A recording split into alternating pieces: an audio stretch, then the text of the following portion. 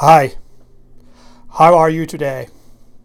We now move on to section 3, which in many ways is the most important section of this book because it deals with the practical application of strategic management in a real life context.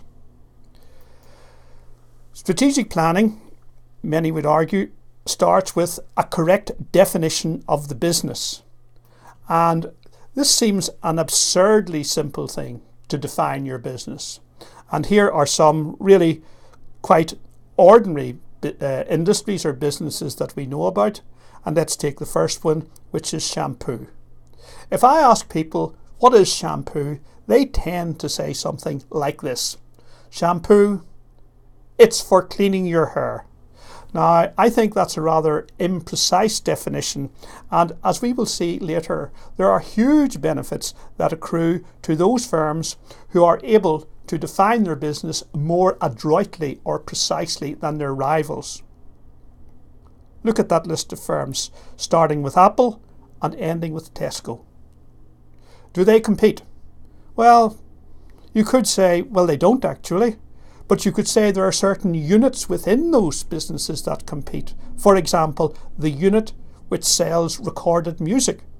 Each of those companies is in some way involved in the music business. So you could say, well, the companies don't compete overall, but bits of them do.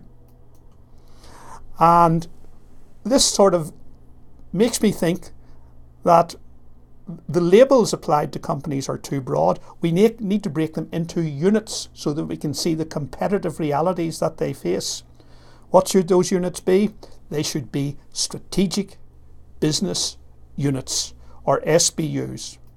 Before we go on to how that process is developed, there's some characteristics that strategic business units ought to have. They ought to pinpoint strategic effort. For example, this is where our major marketing thrust in the next 6 months is going to go. They ought to be able to provide a basis for resource allocation. Here are the bits of the business that we will fund. Here are the bits that we will not fund. And they should be capable of yielding useful performance measures. There's a process for this, and we do it as follows. First of all, to take the complete product range of a company and then to segment it into a fairly fine level of aggregation. Then to look at the market segments that the company addresses and to segment them into a fairly fine level of aggregation. Then cluster them back again to make the matrix smaller. Then segment them again and repeat segment, cluster, until you end up with a manageable set of product market segments. I'm going to do that now with you with Boots shampoos. In July 2009, this company had available online 390 different shampoos. The cheapest was Boots Ingredients henna and horse chestnut at 33 pence per 100 millilitres, and the dearest was Clinique Happy for Men body and hair wash, £8.50 per 100 millilitres. That's a ratio of 25.8 between the cheapest and the dearest. Why is that?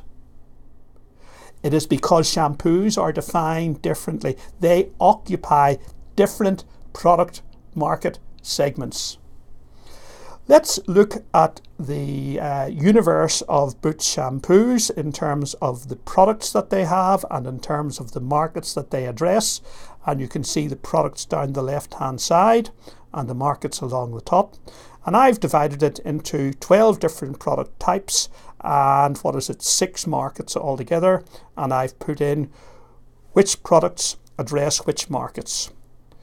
You know, probably the most important product is the family product, and I've outlined that there, and family product would sell to all of them, and the most important market is probably mothers, and they would tend to buy most of them.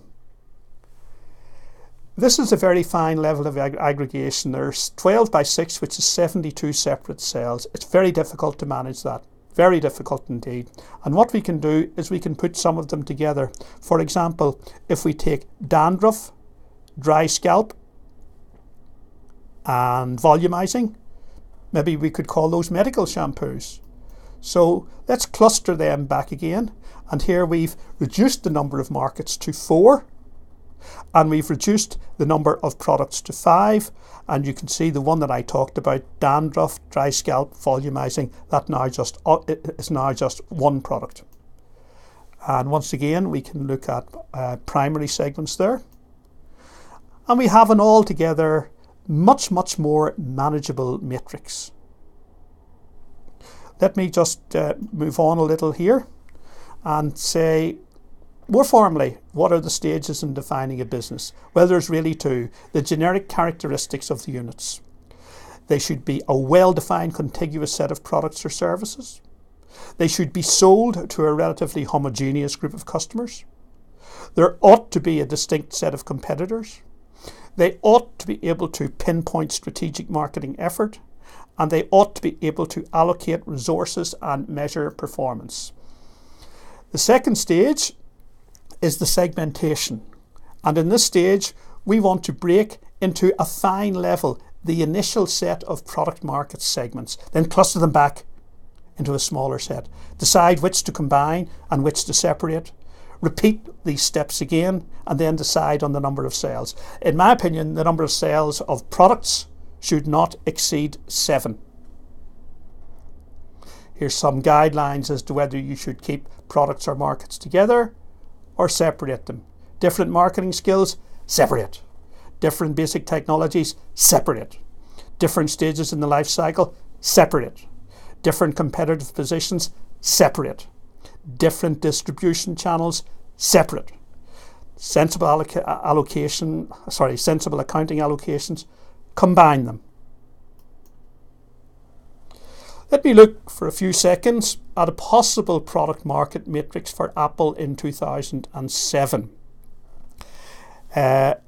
If we look at the products, we have the white ones, which are the hardware, and then we have really the musical ones, that is the iPod Shuffle, etc. Then we've Apple TV, the iPhone, and iTunes. And then we have the different customers or markets, where we have business, home, education, and government. And I think Apple has defined its business as something like this, that Apple hardware and software should be the hub of people's mobile communication world. Let's look at how some of our MBA students have defined businesses. I'm going to do 2 from the airline business. The first is Qantas, which you can see has quite a number of products and quite a number of markets, and it's a sort of a full range player in the airline industry. And in contrast to that, we have Ryanair, which only has 2 sets of products, domestic and European routes, and it only has one type of traveller, budget traveller.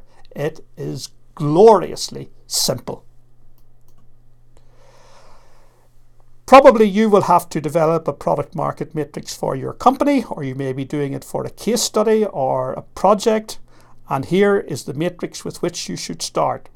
Your markets along the top, your products along the left-hand side.